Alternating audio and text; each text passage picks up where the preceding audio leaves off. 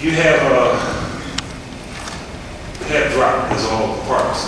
Councilman Jones has talked about succession plans as it relates to the drop.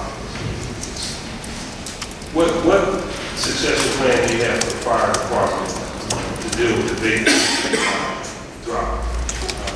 And in addition, what is the plan to fill vacancies for fire lieutenants and fire captains? Because a lot of people in the restaurant, the upper ranks within all departments tend to be the individuals who drop. So do you have a plan for filling vacancies generally for drop? And similarly, do you have a plan for dealing with the hierarchy within the police department fire department officers within the department?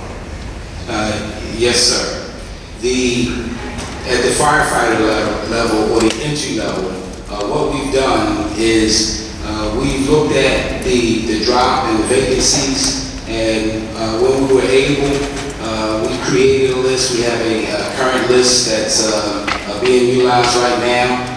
We hired a double class off of that list. Our normal class is about 80 firefighter recruits. So we pull those men and women in, we train them, and then we get them into the field. We double that so that we can catch up with the attrition that's happening because of the drop. This next class that's going in June will be a second double class that we have going into the Philadelphia Fire Department. And that will continue to catch up with the members that are dropping, that'll help to ease the overtime, all of those things. We're having a bit of a void of institutional leadership. This department has dropped their seats. And who trains those folks in the field? Lieutenants, captains, new captains, new lieutenants. The chiefs have been training them, and it's not like there's just this silence or this void of training because they don't go to the fire academy. There's even more training that goes on in the field level, knowing that there's not any classes. More mentoring, more one-on-one with lieutenants, with captains, to chief going around, making sure that they follow up, do the things that they need to do, learn the things that they need to know. Is there ever a situation where a new lieutenant would be on duty without the benefit of a captain or captain's knowledge, field captain? Say this again? Is there ever a situation when a new lieutenant or any lieutenant is in service without the benefit of having a captain available? Does the vacancy issue affect the effectiveness of both the lieutenant's job and the firefighter's job if the captain's position is vacant?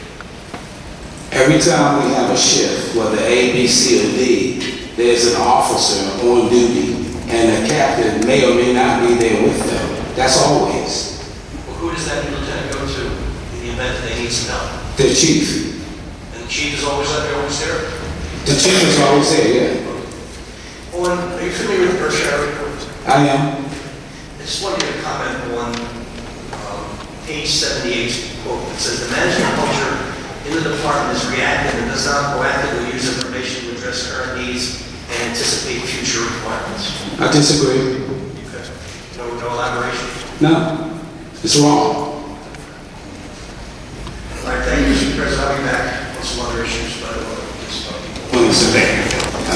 In a slightly different direction, but following our president's initial question about drop. So there is a succession plan to fill some of these spots, maybe not to the degree of hiring based on the work chart that you have, but just raw numbers that are impacted by drop, and if so, how's it? Yes. In our organization, there's a testing system and it's constantly in place. Every 2 years, we test for lieutenant and captain, and also every 2 years we test for battalion chief and deputy chief. Those are the ranks where our folks move up. How many vacancies in those two categories? Currently, after the last promotion, I think it may be about 6 or so at the captain's level, maybe twice as much at the lieutenant level. We just had a promotion with BCs and DCs. We've had some retirements from the drop in the last few weeks. We expect a few more. So I would say maybe 2 or 3 at the DC, maybe, well, 1 at the, or 2 at the DC, and maybe 2 or 3 at the BC. Thank you, Mr. President. I had a couple questions, but I want to go back on the vacancies for our highest officers. Good morning, sir. Good morning. You said, it sounds like there's upwards of 40 vacancies in the officer positions. You said there was 6 or 7 captains, double that for lieutenants, several chiefs, battalion chiefs. What is the actual number of vacancies that we have? Yeah, before you a minute. Okay. All right. While you're looking that up, and we have, which is worrisome for us as a public and for public safety. And you just said previously, you do have a list of people that are already eligible to go into the. What is the reason that we're not filling these vacancies? We fill the vacancies up to the last date of the last promotion. There have been subsequent vacancies since then. There was only a few left after that. But the vacancies are going to be filled. When? As soon as the testing process is done. Testing. You have a list. What do you need the testing process for? You have a list of people. We have a testing process that's in place, and as soon as that testing process is complete, we'll complete the filling out the rest of the vacancies or any more vacancies that occur. Does that make any sense to anybody here? If you have close to, I don't know, he's going to come up with a number of vacancies, and we have a list of people to fill those vacancies, when are you taking this test? I beg your pardon? When is this test going to be given? Should be in June. It should be the test. People are studying for it now. All right, so you're going to wait until June to take the test, then you're going to come up with a new list, and then we're going to try to fill these Not vacancies. try, we will. Well, why don't we fill them now? We're not filling them now because we have a lot of folks that's in the process of testing. We're at the point where the list is a little stale and we want a fresh list. So you're saying the people on this count list you don't think they should be able to get these positions? I'm not saying that. I'm telling you that we have a testing process and that we're going to have a new list. And when that list is published, we're going to finish filling vacancies. Well, that's very scary to us. I think most of the public know we have all these vacancies, and I guess he's going to come up with a number eventually.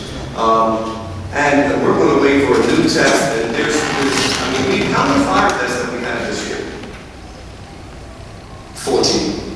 14 fire tests. Yes. Which is a lot. One is a lot, sir. Right. And we're waiting until June just to take a test.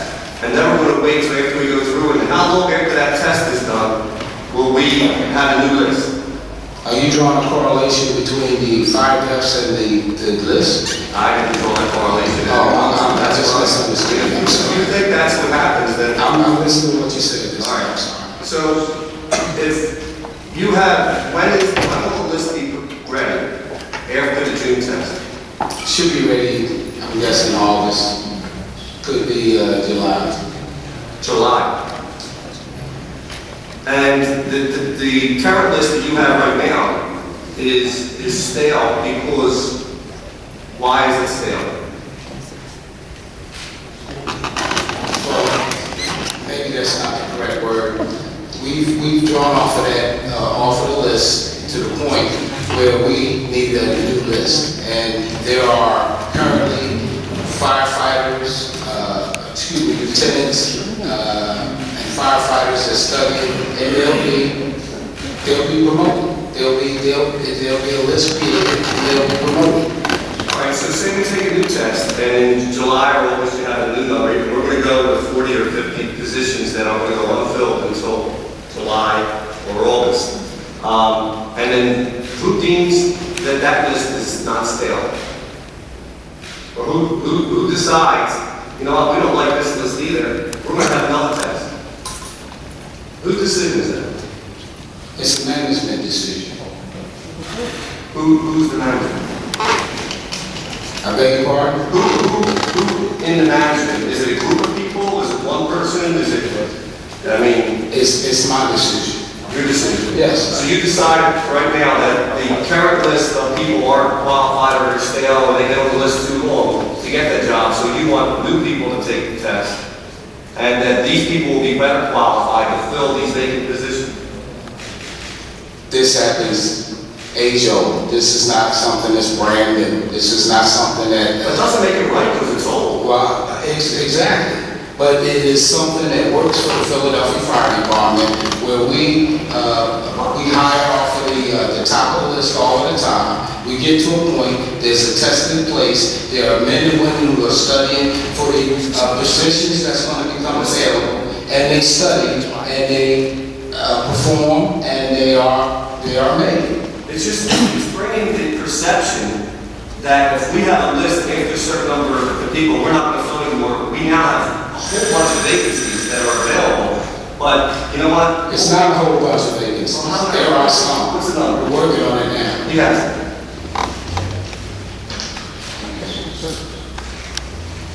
Through June, 3 deputy chiefs, 8 battalion chiefs, 7 captain, 14 lieutenant.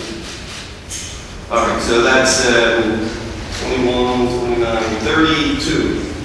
32 positions. And how long have they been vacant? These are people that's dropping in June, a lot of them. So they're not, some of them aren't vacant yet. We project it forward. All right, how many are vacant now? Just a minute. All right, I'll continue after the next round. Hopefully you could, when you find that out, you can hear it and then I'll